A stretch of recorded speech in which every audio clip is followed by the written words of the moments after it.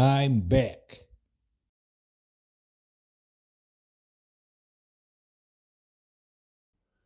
I will be the winner. Fight!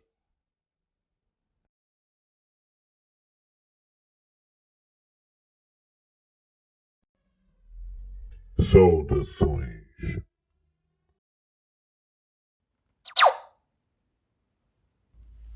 Desta vez um argumento mais complexo, com 4 variáveis proposicionais e 2 variáveis negadas.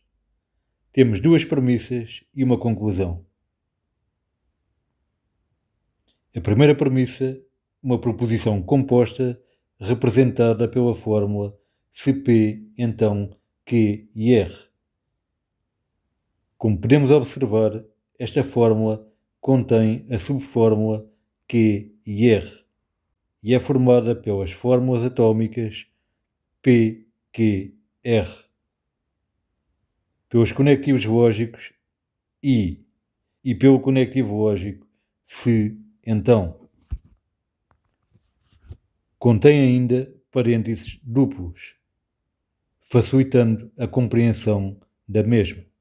Assim, sabemos que P está a implicar na conjunção Q e R, e não em Q e R separadamente. A segunda premissa é também uma proposição composta, representada pela fórmula se não R, então S. Contém em si as fórmulas atómicas R e S, a subfórmula não R e o conectivo lógico é uma implicação. Temos o símbolo que se assemelha a um T maiúsculo deitado, que significa, a partir das premissas que o precedem, conclui-se que, e temos a conclusão. A conclusão é também uma proposição composta, representada pela fórmula se Q e não S, então P. Esta fórmula contém a subfórmula Q e não S e a subfórmula não S, e é formada pelas fórmulas atômicas Q, S e P. Contém o conectivo lógico I e o conectivo lógico se, então. Como podemos observar, as 3 fórmulas que compõem a estrutura que representa o argumento são todas elas fórmulas bem formadas, pois respeitam os critérios da gramática desta linguagem formal.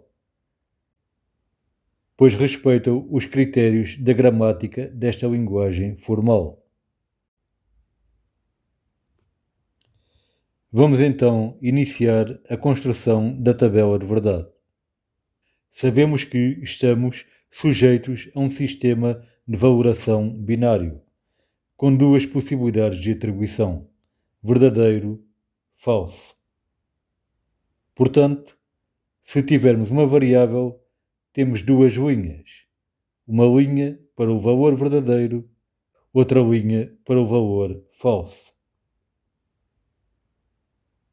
Quando insiro P na tabela, tenho 2 linhas. Insiro Q, então multiplico as linhas que tinha por 2. Fico com 4 linhas. Insiro R, multiplico as 4 linhas que tinha por 2. Fico com 8. Insiro S, então multiplico as 8 linhas que tinha por 2. Fico com 16 linhas. Assim, sei que terei que desenhar 16 linhas na tabela. Para a fórmula atómica P, a primeira a ser introduzida na tabela, sabemos que vamos ter metade das linhas com valor verdadeiro e a outra metade com valor falso. Se são 16 linhas, então as 8 primeiras linhas têm valor verdadeiro e as restantes valor falso. Quando introduzimos Q, encontramos a metade da metade. Assim, as 4 primeiras linhas têm valor verdadeiro e as 4 seguintes valor falso, sucedendo-se nesta cadência até à última linha, como podem observar. Quando introduzimos R, encontramos a metade da metade da metade, ou seja, temos as 2 primeiras linhas com valor verdadeiro e as 2 seguintes com valor falso, alternando assim até à última linha. Finalmente, quando introduzimos S, temos a primeira linha com valor verdadeiro e a seguinte com valor falso, uma sim, uma não, até ao fim. Agora, olhando para o argumento, o que é que podemos fazer na tabela? Bem, vamos construir a tabela da forma mais conveniente. Introduzimos não R. Se não R é a negação de R, então os valores de não R são o contrário dos valores de R. É só olhar para a coluna do R e onde R é verdadeiro, não R é falso. Onde R é falso, não R é verdadeiro. Continuando, introduzimos não S e fazemos igual. Os valores de não S são o contrário dos valores de S. A seguir, introduzimos uma coluna para Q e R. Q e R é a subfórmula da primeira premissa. Se P, então Q e R. Necessitamos de saber primeiro os valores de verdade de Q e R, a subfórmula, para depois podermos saber os valores de verdade da fórmula como um todo. Na continuação, introduzimos uma coluna para a fórmula como um todo. Se P, então Q e R. Passamos à segunda premissa. Para a segunda premissa é suficiente introduzir apenas uma coluna. A única subfórmula da segunda premissa é não R e já temos os valores de verdade de não R. Finalmente, para a conclusão, introduzimos 2 colunas. Temos que determinar primeiro os valores de verdade da subfórmula Q e não S, sabendo já os valores de não S e, por fim, na última coluna, escrevemos os valores de verdade da fórmula que representa a conclusão. Assim, para a coluna de Q e R, sabemos que temos que recorrer às regras da conjunção. Q e R é uma conjunção. A conjunção retorna verdadeiro apenas quando ambas proposições têm valor verdadeiro. Então, olhamos para a coluna de Q e para a coluna de R e tentamos perceber quais são as situações em que ambas têm valor verdadeiro. Na primeira e segunda linha têm ambas valor verdadeiro. E na nona e na 10ª linha têm também ambas valor verdadeiro. Já sabemos que nas restantes linhas o valor é falso. E assim escrevemos. Agora que temos os valores de verdade da subfórmula Q e R, podemos chegar aos valores de verdade da fórmula que representa a primeira premissa. A implicação se P, então Q e R. temos os valores de Q e R, o consequente da implicação, basta-nos olhar para a coluna de P para termos os valores de verdade do antecedente. Sabemos também que a única situação em que uma implicação retorna falso é quando o antecedente é verdadeiro e o consequente é falso. Facilmente constatamos que na terceira, quarta, quinta, sexta, sétima e oitava linha o valor de verdade é falso, sendo, portanto, nas restantes linhas verdadeiro. Temos assim os valores de verdade atribuídos à fórmula que representa a primeira premissa.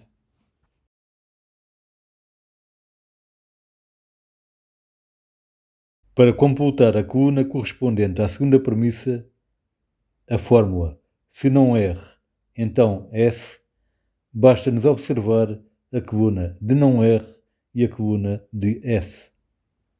Como também é uma implicação, sabemos que só retorna falso quando o antecedente é verdadeiro e o consequente é falso. Na quarta linha é falso. Na oitava linha também. Na 12ª também. E na 16ª é também falso. As restantes linhas têm valor verdadeiro. Chegamos a Q e não S, a subfórmula da fórmula que representa a conclusão. Pegamos na coluna de Q, pegamos na coluna de não S e aplicamos as regras da conjunção. Procuramos então pelas linhas em que Q e não S têm ambas valor verdadeiro. Temos valor verdadeiro na segunda linha, na quarta linha, na 10ª e na 12ª. Nas restantes linhas escrevemos valor falso. Finalmente, temos condições para atribuir os valores de verdade à fórmula que representa a conclusão. Se Q e não S, então P. Como é uma implicação, sabemos que retorna falso nas linhas 10 e 12, onde o antecedente é verdadeiro e o consequente é falso. Nas restantes linhas, o valor é verdadeiro. E temos a nossa tabela de verdade preenchida.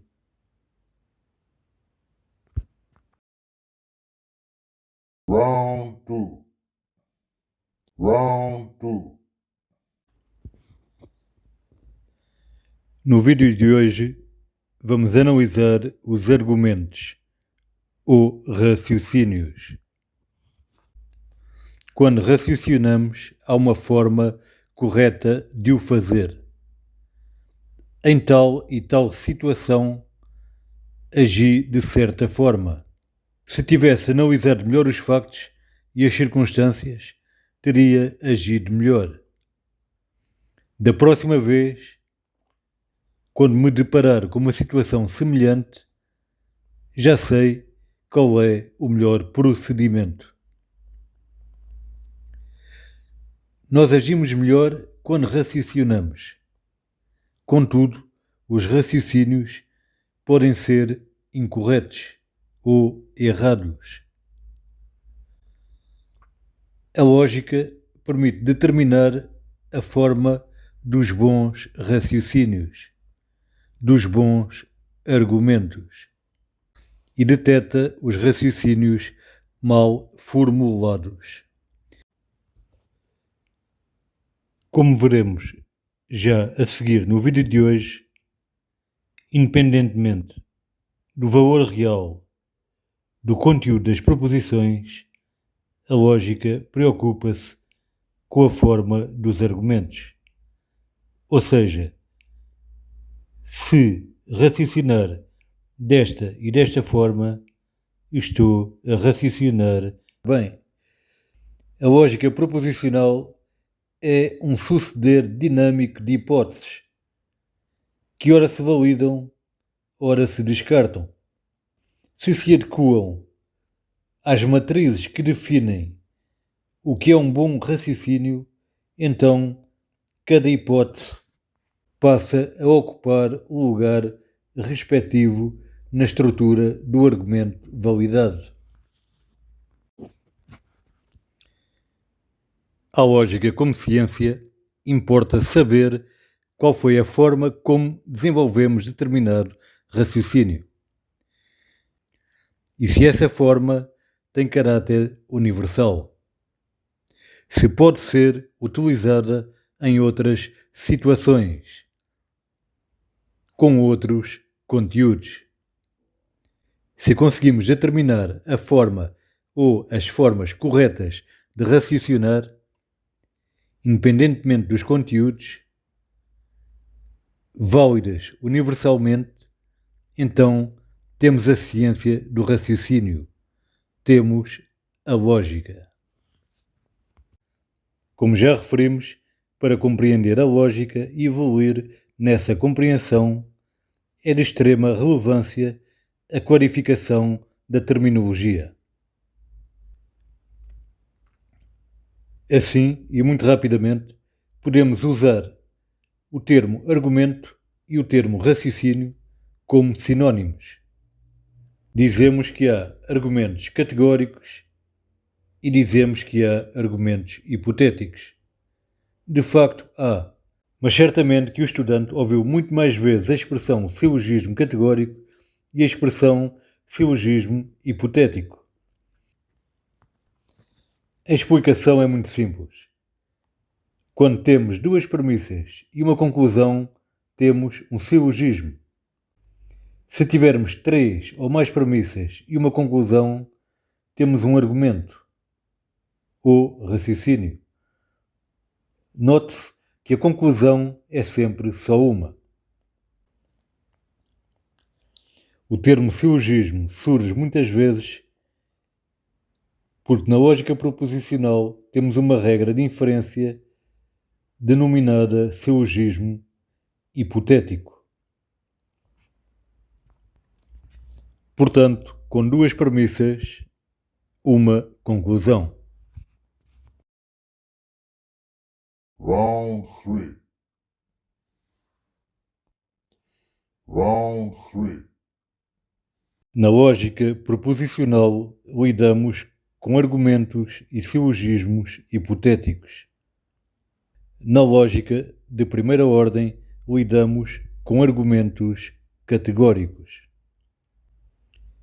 O argumento hipotético é formado por sentenças simples e por sentenças compostas.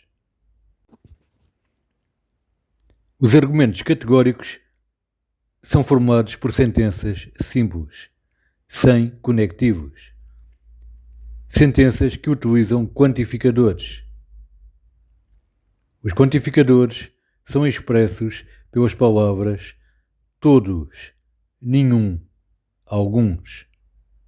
Apesar de a lógica proposicional e a lógica de primeira ordem serem disciplinas distintas, têm, contudo, pontos de contacto. Analisemos então silogismos categóricos para tentarmos perceber como se processa o raciocínio. Uma inferência que deriva uma conclusão a partir das premissas. Notando, no entanto, que em lógica proposicional a inferência não se processa exatamente assim. Temos a primeira premissa que representamos por P1. Todos os homens são mortais. A segunda premissa, P2. Sócrates é homem. E a conclusão que representamos por C. Logo, Sócrates é mortal. Quando queremos representar um argumento ou um raciocínio, representamos assim: P1, P2, traço e C. que significa conclusão. Neste caso é um silogismo, pois tem apenas duas premissas. Se tiver três premissas, representamos assim. Se tiver n premissas, representamos assim. De acordo com o que foi dito anteriormente, reparem que o que nos interessa é perceber se esta é uma forma válida de raciocínio. Analisando, então, todos os homens são mortais. Sócrates é homem. Logo, Sócrates é mortal. Se tivéssemos só a primeira premissa, não conseguiríamos chegar a esta conclusão. Se tivéssemos só a segunda premissa, também não. Chegamos à conclusão através da informação contida nas duas premissas.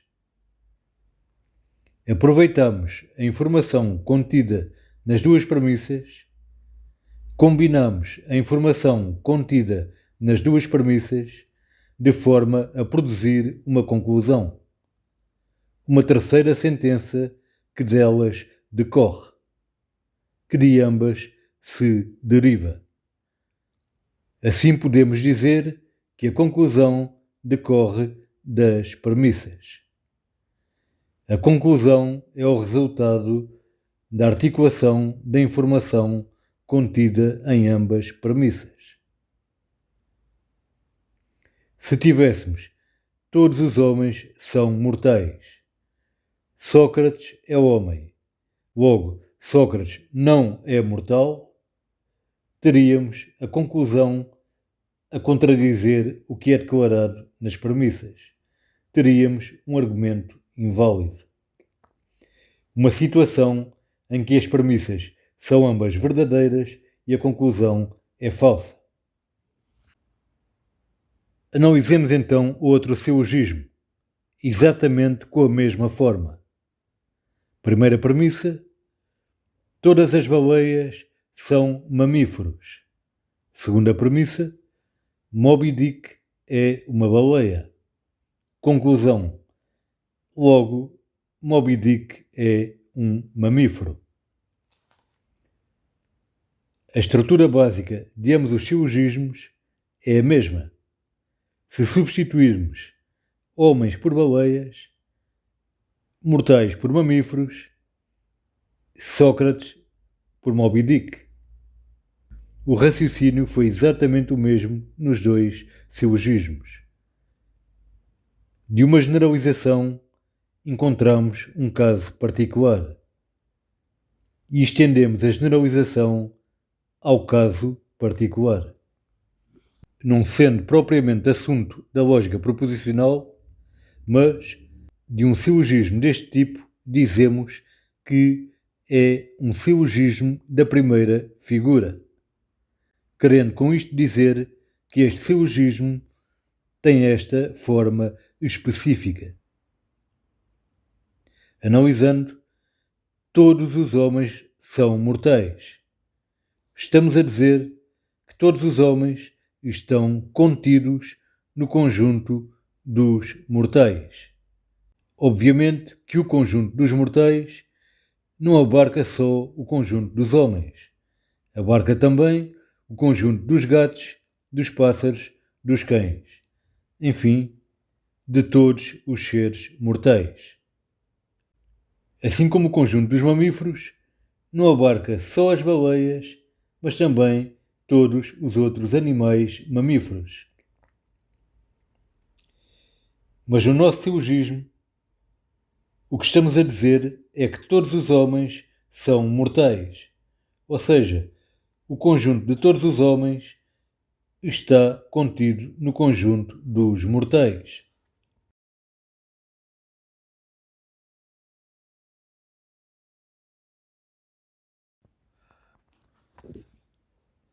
Então desenhamos o conjunto de todos os homens dentro do conjunto dos mortais, tal como desenhamos o conjunto de todas as baleias dentro do conjunto dos mamíferos, que o abarca. totalmente. Todos os homens são mortais. Então, temos o conjunto de todos os homens contido no conjunto dos mortais. E o que é que nos está a dizer a segunda premissa? A segunda premissa está a dizer que Sócrates, este indivíduo particular, é homem. Se Sócrates é homem, então está contido no conjunto de todos os homens. Logo, por extensão, Sócrates é mortal. Pois a primeira premissa afirma que todos os homens são mortais. Se temos a confirmação de que Sócrates é um dos homens, então Sócrates é mortal. E o mesmo para Moby Dick. Se temos a confirmação de que Moby Dick é uma baleia, então, para estarmos de acordo com o que é dito na primeira premissa, Moby Dick é um mamífero. Ambos os silogismos são válidos, pois em ambos a conclusão decorre das premissas. Ambos têm a mesma forma. Qualquer silogismo com esta forma é um silogismo válido. Para um argumento ser válido, o que importa é conseguirmos ter uma estrutura que permita derivar a conclusão a partir das premissas. A lógica não se preocupa se de facto o conteúdo das premissas é verdadeiro no mundo real. Preocupa-se apenas se a forma como se chega à conclusão, a partir das premissas, é uma forma válida.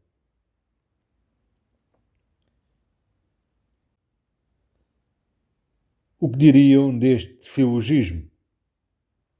É válido ou inválido? Todos os astros são quadrados. A Lua é um astro. Logo, a Lua é quadrada. Tem exatamente a mesma forma dos silogismos anteriores. Se no meu computador, no universo de discurso do programa que estou a escrever, determino que todos os astros são quadrados. Depois confirmo que a Lua é um astro. Obviamente que o computador vai concluir que a Lua é quadrada. O argumento é válido. Argumentos hipotéticos são o que nos interessa na lógica proposicional. Os argumentos hipotéticos são formados por sentenças conjuntivas, sentenças disjuntivas, sentenças condicionais e sentenças bicondicionais. Um argumento hipotético é um argumento baseado em suposições, em hipóteses. Se esta hipótese for verdadeira, então obtenho determinado resultado. Se for falsa, obtenho um resultado diferente. O meu argumento é válido se conseguir obter verdadeiro nesta e nesta proposição, e se obtiver falso nesta e nesta. Na eventualidade de conseguir obter determinados valores de verdade e falsidade nas proposições articuladas pelos conectivos, então consigo provar o argumento. Se no futuro se verificarem as condições requeridas pelo sistema para que o argumento seja válido, então o argumento será válido. Eu, num jogo de computador, não passo de nível enquanto não conseguir cumprir uma série de requisitos. Podemos comparar esses requisitos às proposições. Temos de ter determinados valores de verdade nesses requisitos para passar ao nível seguinte. Se estão lembrados do nosso primeiro vídeo, do exercício em que procurávamos saber qual dos dois, o cão ou o gato comeu o frango é um bom exemplo de argumento hipotético. Partimos de hipóteses que vamos reconhecendo como verdadeiras ou falsas no contexto do argumento, através da prova, até chegar à conclusão. Um argumento hipotético permite várias possibilidades, várias combinações. Requer uma prova para determinar a sua validade. Se pensarmos nos algoritmos da computação, os algoritmos evoluíram a partir do argumento hipotético. Penso que é do conhecimento geral o que é um algoritmo. Um algoritmo, podemos dizer que é um programa ou uma secção de um programa que estabelece um procedimento a seguir. Se o sensor detectou um código de barras válido, então a cancela abre. Se a cancela abre, então o chuveiro é ligado. Se o chuveiro é ligado e passamos por ele, então abre a cancela de acesso à piscina. No exercício do nosso primeiro vídeo, determinamos um procedimento para chegar a saber qual dos dois, o cão ou o gato, comeu o frango. Como podemos ver, o argumento hipotético permite averiguar, investigar, permite ajuizar acerca da validade de um estado de coisas. Em suma, permite certificar o conhecimento de algo, com base em raciocínios. Um silogismo hipotético, na lógica proposicional, é uma regra de inferência. Nos próximos vídeos, iremos analisar todas as regras de inferência. Até lá, saudações!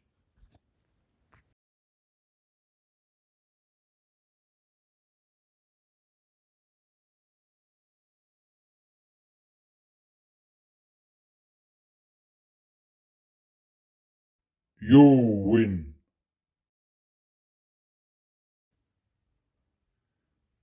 I know I can trust you.